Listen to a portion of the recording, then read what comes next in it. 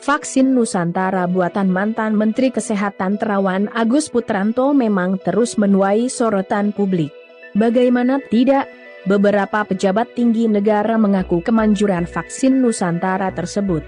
Namun, tak sedikit ahli yang mencibir adanya vaksin buatan mantan Menkes dengan salah satu rumah sakit di Indonesia. Bahkan, epidemiolog Universitas Indonesia, UI, Pandu Riono meminta masyarakat untuk melupakan vaksin Nusantara. Kendati demikian, Terawan seakan membuktikan kerja kerasnya, hingga akhirnya Organisasi Kesehatan Dunia, WHO, menerbitkan jurnal tentang vaksin Nusantara di Jurnal Uji Klinis. Jurnal yang diberi judul Preventive Dendritic Cell Vaccine, AV COVID-19, in Subjects Not Actively Infected with COVID-19 itu mengulas tentang sel dendritik dalam vaksin Nusantara. Penelitian yang disponsori oleh iVita Biomedical, rupanya terbit di laman jurnal Clinical Trials pada Senin, 16 Agustus 2021, lalu. Produk ini adalah vaksin pribadi khusus subjek yang terdiri dari sel dendritik autologus dan limfosit, DCL, yang sebelumnya diinkubasi dengan sejumlah protein lonjakan SARS-CoV-2, protein S, yang terbukti aman dalam studi fase 1 juga dilakukan di Indonesia.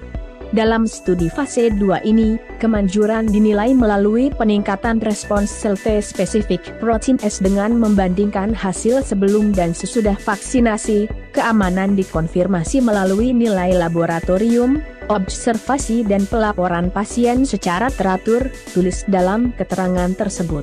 Dalam uji klinis tersebut, terdapat 145 partisipan atau sukarelawan dengan beberapa kriteria. Di antara kriteria partisipan untuk uji klinis vaksin Nusantara, yaitu memahami dan setuju untuk mematuhi prosedur penelitian dan memberikan persetujuan tertulis, sehat secara fisik dan mental, memenuhi kriteria untuk berpartisipasi, yang meliputi faktor-faktor yang terkait dengan peningkatan risiko paparan SARS-CoV-2, seperti usia 65, obesitas ringan hingga sedang, BMI 30-40, hipertensi yang dikendalikan dengan obat-obatan, hiperlipidemia yang dikendalikan obat, diabetes dikendalikan dengan obat-obatan, penyakit paru-paru kronis ringan, memberikan izin akses vena untuk pengambilan darah, untuk orang dengan kemampuan reproduksi, kontrasepsi yang memadai dan tidak sedang hamil.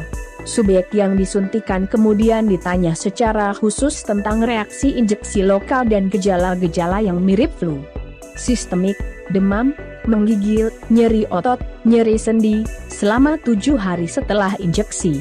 Sementara, kejadian-kejadian buruk, AE, dikumpulkan selama 28 hari setelah injeksi.